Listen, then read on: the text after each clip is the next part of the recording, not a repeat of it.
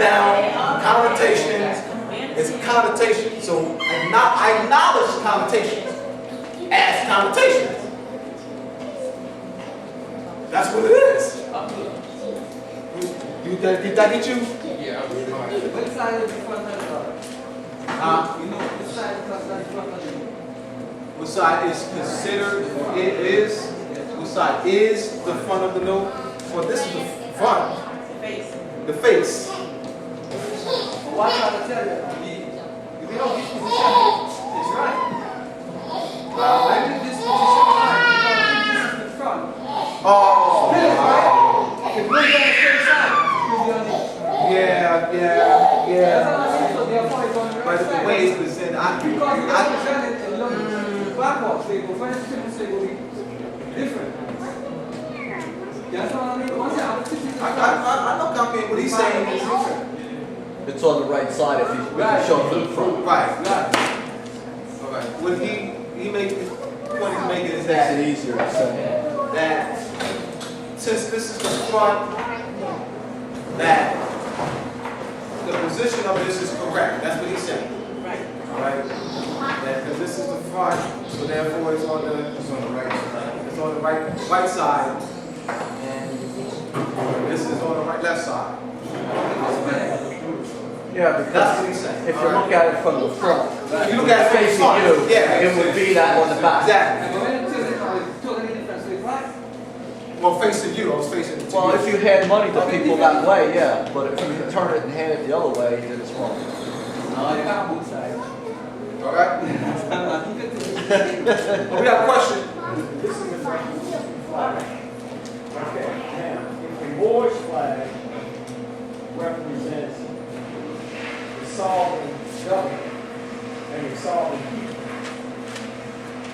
then is it the reason why they don't use the Moorish flag is because they're not sovereign.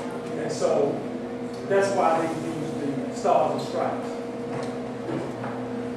But yes, they are bound to this stuff because this is the flag of the land. You know, so this is the mother flag of the land. All right, but yes, you're correct with that. But they can't fly that flag. Or use that flag to symbolize America. because they're not the sovereigns themselves. And that flag represents the sovereign. But they are exercising more sovereignty. Though. And in their color, the power that they exercise is our sovereign power. They are doing things in our name of our sovereignty. All right? Okay. So this here is a standard of more sovereignty. Right. Okay. That they exercise. This is done to suppress the history and culture and sovereignty. You mean the use of that flag is done to suppress that? No, By not showing suppression of this. By not showing it. They chop this down. Okay. All right, this was chopped down. All right, and that represents a conquering or defeat of a nation. Right. Okay. So they defeated us. However, they are exercising our sovereignty. They didn't bring English law, which is actually Moorish law. I mean, let's talk Europe now. They don't exercise English law in England. They're not exercising Irish law in Ireland. They're not exercising Dutch law in Holland. It's Moorish law. There's a book titled, a two-volume book, Ancient and Modern Britain, by David McRitchie. David McRitchie, substantiate my claim. Ancient and Modern Britain. Substantiate my claim. This is, see, we gotta have a holistic history, world history. To answer the question, you need a broader, view of history. Ancient and modern, remember ancient, modern Britain. B-R-I-T-O-N or B-R, but the title is spelled B-R-I.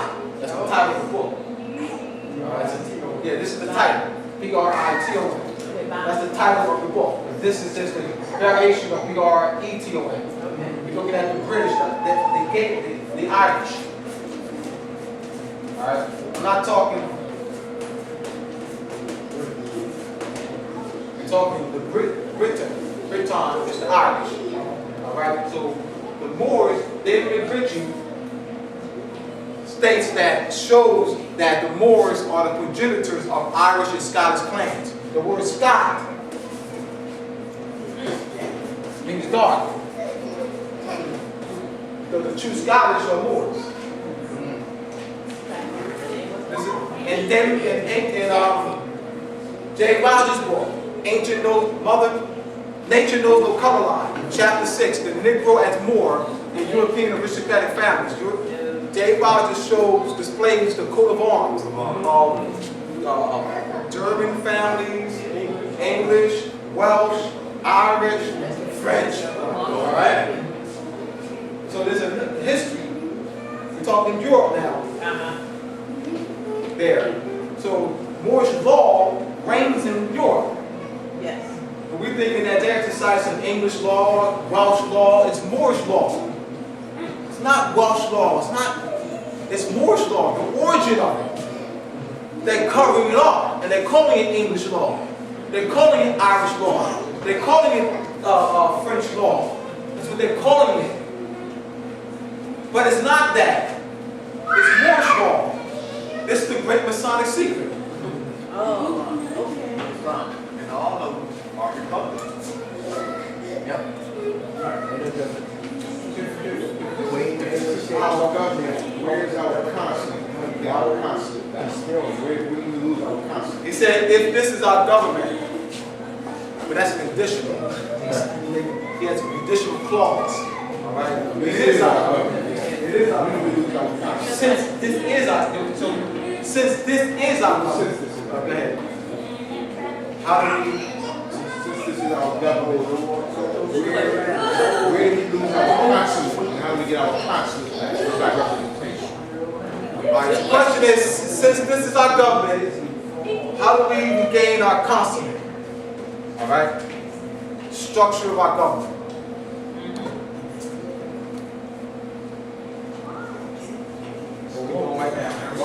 Let's not make this complicated. It's a process. It's a process. When this gets right, it's a process. That's how we do it. Education. Yes. If you're not talking education, we can talk about how to get it back. We're not talking that. Because you cannot take an ignorant body of people, and do anything with them. That represents sovereign power. You can't take a body of people who are not in the proper person, who are transacting business in English, French, Scottish, German names, and do anything with them that deals with sovereign power. It's not going to happen. In fact, they're outlaws. And in fact, the proper word, Duality said it's a sin. He used the word sin, but the word would be it's a crime. Man, you know, Duality says it's a sin for any group of people to violate the free national laws of the constitutional government. It's a crime.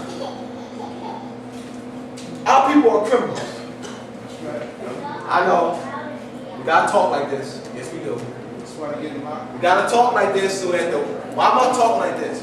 Because I want the international community to hear me.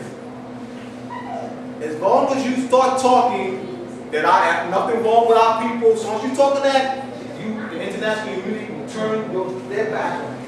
Yes. You have to recognize that our people are committing crimes by, well, they say it's a sin for any group of people to violate the constitutional law or free national government. Replace the word sin with crime. That's a crime. For real. You know, we're looking at it because our people are walking around Negro, black, and colored. Can't You take know what I it mean? And they not being killed. If I talk about wholesale murders, you know what I mean? You know, they openly kill machine gun. You know, they just walk around. Say it loud. I'm black. I'm proud. You know, people like this. And we think. Don't you think? That's a crime. Punishable by death. You talking more powers? Negro, black, and color going.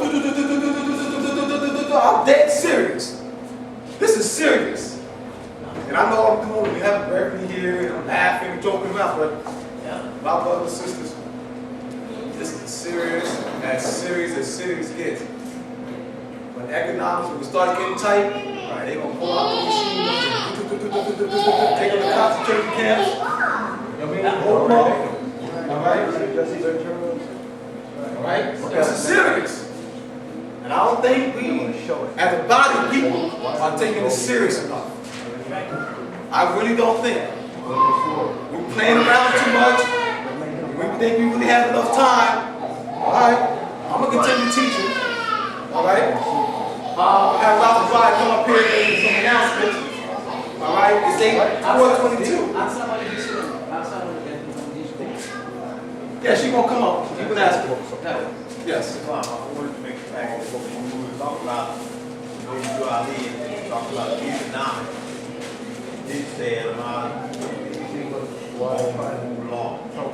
Yes. They violation of that. Our people. Right. No doubt. And we have to talk like that so that we can get the respect and recognition of the international community, so that the international community know that we are being diligent and bring our people back into the constitutional fold of government. But to keep pushing nickel, black, and color, you know, as if, you know, our people, that they're violating law, which they are. Truthfully, if you're outside the law, if you are branded nickel, color, black, are they violating law? The law don't apply. To brand nickel, color, black. Now when you nationalize and they start screwing you, they're violating law. Now you can say they're violating law. But if you brand nickel, color, black and say, well, they violate my rights. The statement's incorrect. It makes you feel good to say that, go ahead and say it. But the statement is incorrect. You cannot be in the constitutional fold of government so as long as you're branded nickel, color, black. You're not even a proper person. So you can't talk violation of law. You only can talk violation of law if you're a proper person. Yes. My question is this.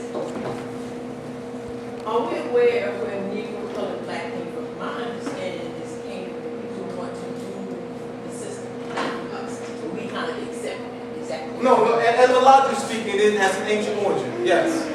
All right. But how did we get it here? They brought us over here as slaves, or how did we get it? No. Why do we accept this? Is my question. No, that was forced on us. Okay. But we, you know, I didn't go into the etymology of it. You know, I'm just going into the modern politics of it. Right? But the etymology of Negro, right, has a positive connotation. The Egyptian word nagas means king. All right? Etymologically speaking. All right? But I need to address the modern politics so that people can recognize that we are Moors by descent. But nagas, the king. That's etymological meaning of nigger. Niger, nigger. All right? But also understand that that's not necessarily a person of color. It could be anybody with low standards and. Well, person of color, George Bush would be a person of, George Bush is a person of color. George Bush sent troops to Iraq in the name of democracy. George Bush is a person of color. I'm dead serious. Color does not mean, all right, high, deception, simulate on appearance to be real. So when George Bush, Barack Obama, and Kennedy, those are people of color. George Bush is a color man. Don't say it too loud. I'll say what? I was gonna say that too loud. Why not? Why not? No, you say why not? Why not? Why not? Because he thinks the color is no. No. They the whole. Sister. You're talking George Bush, whose father. You know who George Bush's father? George Bush is not a dumb man. George Bush's father, Prescott Bush, an international banker. Yes. All right, let's talk George Bush. His father was an international banker who worked with Paul Wahlberg. Paul Wahlberg and George Prescott Bush. All right, flew into Germany while they was cooking them. Yes. George Bush, Paul Wahlberg. You're not talking, George Bush does not come from an ignorant family at all. You're talking about an international banker. Yes. George Bush is not dumb. I know they call him dumb. That's politics. You know what I mean? Yeah. The man, his grandfather, his father, look at the lineage. His father. Come on. Look at the connections he had from young age. Yeah. You talk about in the 50s, his grandfather was international bankers in the 50s. Yeah. What, how, George Bush was what? Was he born? How old is George Bush? He's not that old. About 60, I think. All right? So, why should I call George Bush a color man? George Bush sent troops to Iraq in the name of democracy. Show me, prove to me, back it up, substantiate that he's not a color man. He sent troops in the name of democracy. Show me in the Constitution that he took his oath on. Show me the word democracy. The word democracy in the Constitution. The word. I'll challenge anybody. Harvard, Yale, Princeton, Oxford. Show me the word democracy in the Constitution. The word. George Bush sent troops to Iraq in the name of democracy. He's a colored man. He sent troops to Iraq. And he sent troops to Iraq in the name of democracy? I ain't never heard George Bush say in public. Never heard George Bush, never. In 8 years that he was president, not once did I hear George Bush. I'll challenge anybody else, but he didn't want to heard George Bush say the Republic. Can anybody say he George Bush say Republic? Republic. Sister, he's a colored man. That's why he's a colored man. That's what makes him a colored man. But we need to know why he's a colored man. Because he sent troops in the name of democracy. The Constitution does not sanction that. He sent troops in the name of a government from a form of which the Constitution does not sanction. He took his oath of office to uphold that Constitution. To defend it, to uphold it. He didn't do that. Now, I'll give Kennedy credit. Because, at least Kennedy made some amends. By issuing the silver certificates. He's getting closer. He was getting, yes, he was at least getting on this, going in the right direction. He was challenging the financial. Yeah, but I'm saying that I'm still giving him credit though. You still got to give him that credit. I mean, you said when he did this, but I still got to recognize that. I can't dismiss what he did. He did do that. That's what got him killed. And he was standing for us. That's what got him. If you stand for the public, you stand for us. That's what got him killed. So in that regard, Kennedy was not a colored man. Alright? So this color means fake, artificial, semblance, not real, and appearance. Alright? That's the Black's Law Dictionary meaning. The etymology of the word means to hide. Alright? So you tell me that I should not say that. I'll say it on radio. I'll say it on TV. I'll say it here. Alright? I'm not backing down. George Bush is a colored man. And I can back it up. Well, I'm not going to back down on that.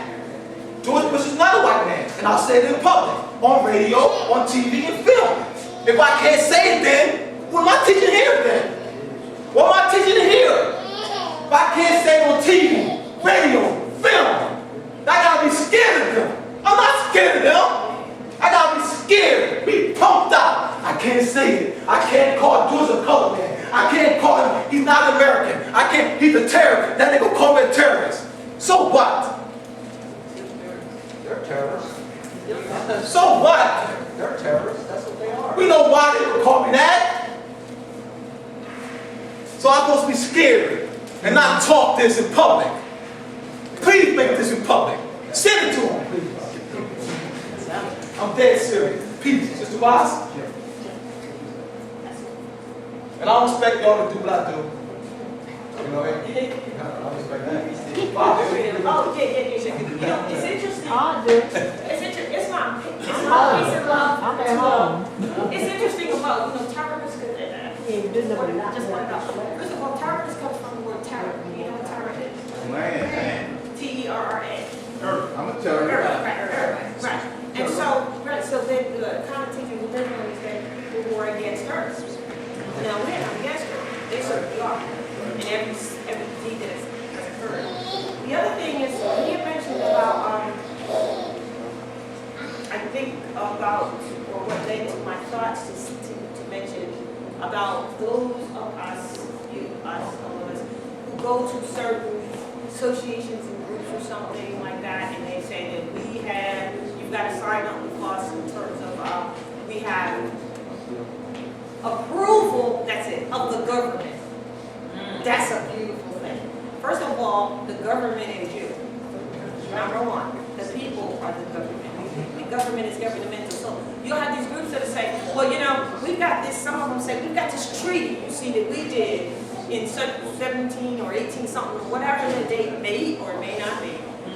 And then you realize in your thinking mind when you have the basis that, wait a minute, they were within the protections of the Constitution already. So if you stepped outside of that and made a treaty with someone else that was USA, United States of America, then you just made a treaty, an agreement with the inferior of the agreement. Because the United States and the United States of America are two different things. So please be careful of that, where they will say, well, we've got this and the government recognizes us. Because they were already protected and stepped outside of that. Now they want to sell that to you and say, we got the thing. Now there's other groups who do the same thing. They make agreements, even unto this day, with governmental, pseudo-governmental entities that they tell you, we're the one because we're recognized by the government. You are the government, right? So then you sign into that and think, yeah, I'm in the right group, I'm in the right institution. Well, you're not, because that's not the government. And what is acting and feeding as such is certainly not the republic. It's not the government. And it's not you, because you're the government. You're the people. So I see that when I see a lot of this happening now, because a lot of people have been conscious of their Moorish heritage history, they want to get things done, etc. like that, and they have, and ultimately they have signed up with this, what I'm telling you about. And so I find that to oftentimes be an example of ego. The leader of that group or association is like, we got the stuff nobody else does. So now as soon as it's ego, and it's usually not women, it's male ego, no pun intended, because women are natural nurturers who would not cut out any of her children. And that's the difference. She would provide for all of the children. So therefore that typically will be established, will be associated with male ego. And if you don't believe me, go find out who's the one that's at the leader, at the head of these contracts that are supposed to be acknowledged by the government. Yes? When you say treaty, my mind is all over the place. When they make a treaty with the government, can it be more specific?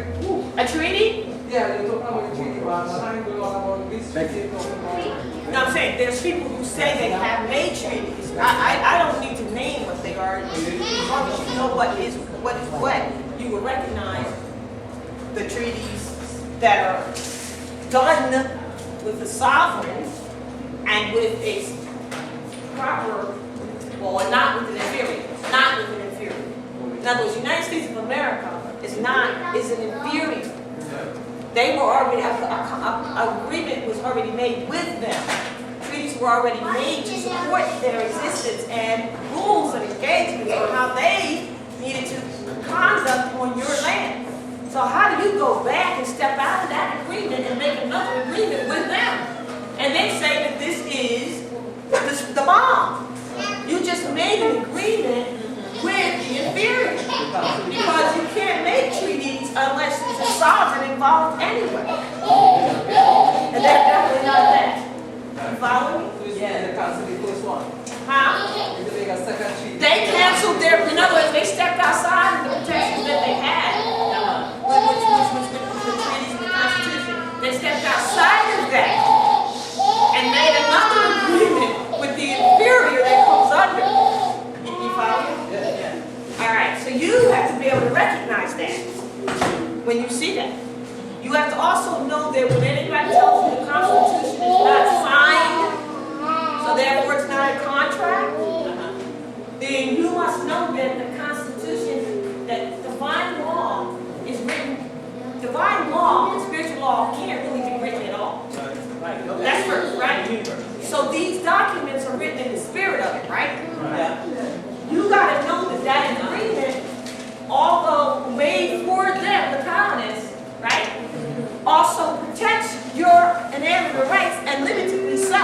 Which is why you have Amendment 9 and 789, meaning that if it's not in the Constitution, they can't make it up. That's what 9 means, not to be disparaged.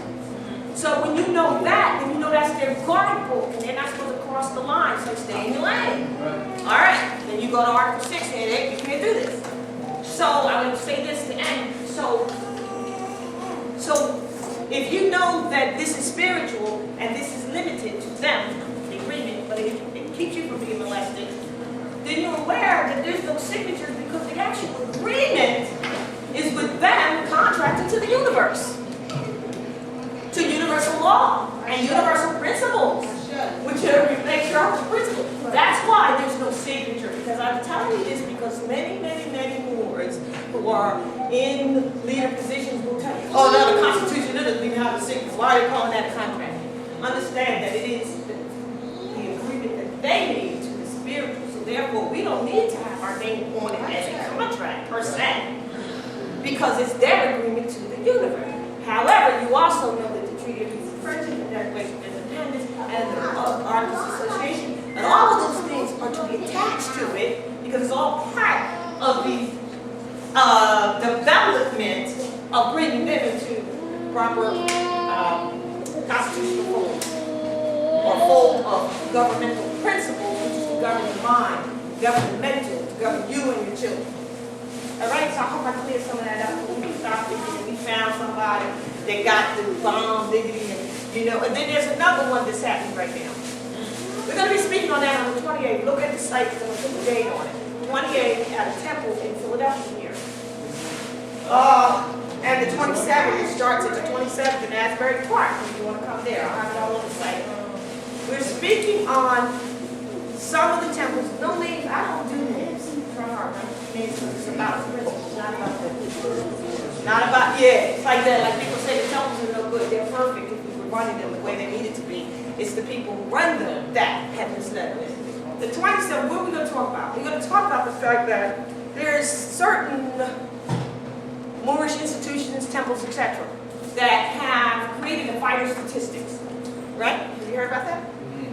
Vital statistics. Oh, that's another one that says you can't do that, right? You can't be real unless you're in the vital statistics that comes out of our temple. Where are they registering the vital statistic information? With the so-called government. That is not them. Now, when Drew was in existence, he never registered anything with anybody. In fact, nobody even had to do proclamation papers. Nope. It's a declaration within the self that you declare. I do declare that I am. That I am. There was no paperwork, but with the fiend paperwork, slave trade enforcement, and you have to, in fact, declare here and be able to write, which means you're expressing your position regarding a matter. That's what written means. Right. You have to do that to put it on the record, so that they can't say, well, say it. You have to have proof of a paper trail. Because that's how they enslaved you, was a paper trail. You understand? And that started with the birth certificate as well. So you have to just sort of disclaim that, but not by some process that you go and pay them to disclaim it. Just by your own written form. That's why you have to learn to write, how to write, etc. Written. So all of this is very important that we recognize that you don't have, you're the people, therefore it's what you say it is.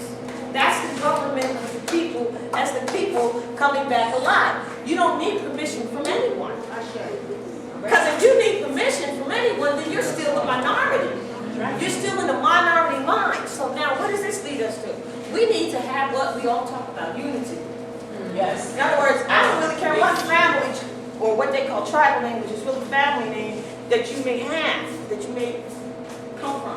Which really tribes, confederations, Algonquin and all that, really only indicated the area geographically and the jurisdiction that you hailed from. So if you came to me and told me, oh, I'm Algonquin, I got a general idea of you, northeast, where you are. That's all. It never said that you were not born.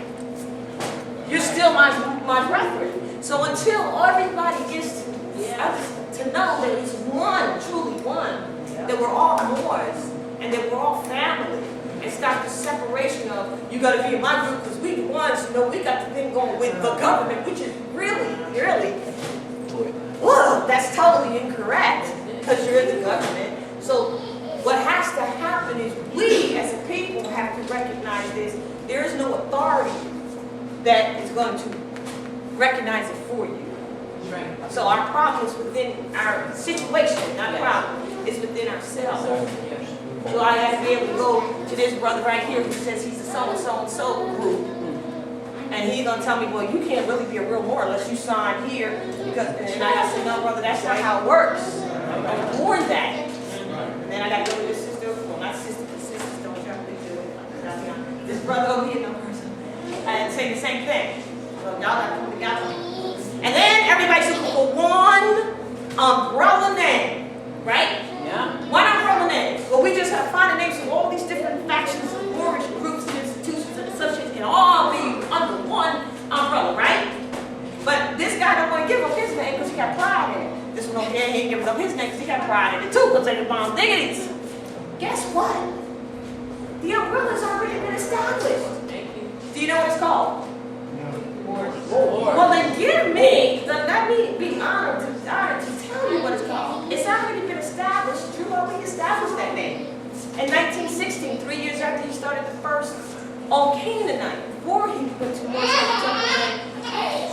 it's called the Moorish Divine and National Movement of the World. It's already there. You don't have to sign up to it. You don't have to pay anyone to be a part of it. You just utilize it. Because once I get him to realize that whatever his group is, it still comes under the umbrella of the movement of the world. And I get him to realize the same thing, that everybody's got the umbrella of the movement of the world, don't they? What you're looking for, you already have. Thank you. So then you can call it whatever you say it is, without ego, right? And you can call whatever yours is because of the institution underneath the Moorish Divine National Movement of the world. Like we have the Moorish Heritage and History classes. We have the Moorish Heritage and History classes in New York. We have Arcade Public, Moors on the Round Table. All of that knows it's under the umbrella of the Moorish Divine National Movement of the world because that's what we're doing. All right? So I wanted to share that so we don't get caught up in signing up. We have the seal, right?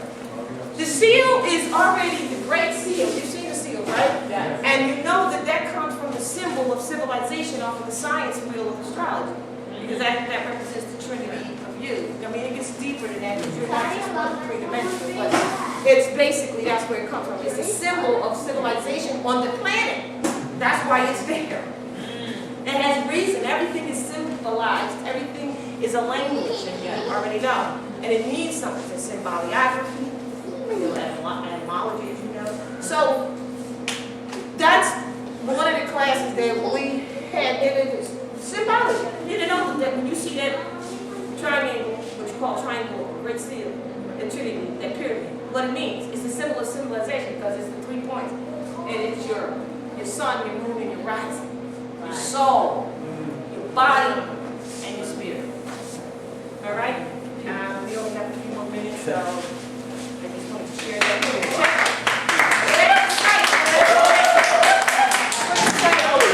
All right, give me 1 minute. 1 minute. All right, we said 4, right? Yes.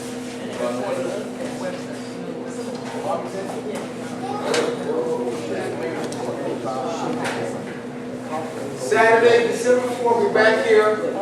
12 to 5. Saturday. He'll be here in a few minutes, I think. We're going to try to get Zodiac. Zodiac is scheduled to speak today. So we'll see if she can be here on the 4th. All right, Saturday, December 4th, 12 to 5. Real quick, this word here, this word here is this word here. Pronunciation. All right. All right, the R's. All right, the R's. Let's go once again, syncope. All right.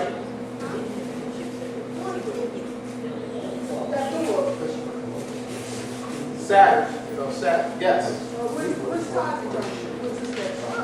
Wednesday. Well, we may be here this day. I gotta see if Zodiac could be here this day. She was supposed to be here today. She was in the hospital. So I'll talk to Taj. We'll talk to Taj. If, he wants to. Yeah, I'll talk to Taj. Abigail has an announcement. Oh, yeah, thanks. Yes, thank you. And Neil's gonna raise up on the board for us. Gotta get it together.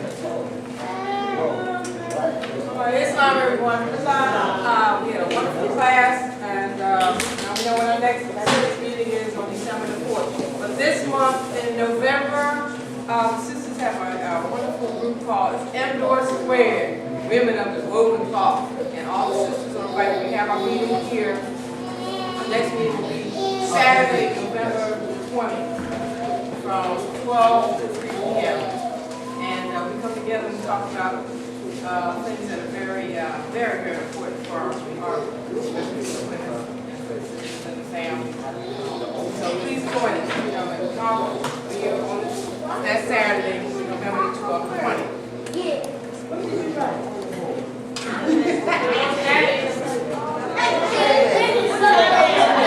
Oh, it's from 12 to 3, that's right there.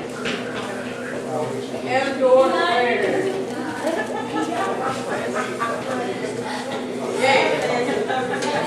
I'm gonna find out what that means. That lady wrong. She said the 13th is Saturday. That's our return day. No, 20. 20. Oh, okay, the 20th. Yeah, we don't have the 20th on the board. Why did you tell me that's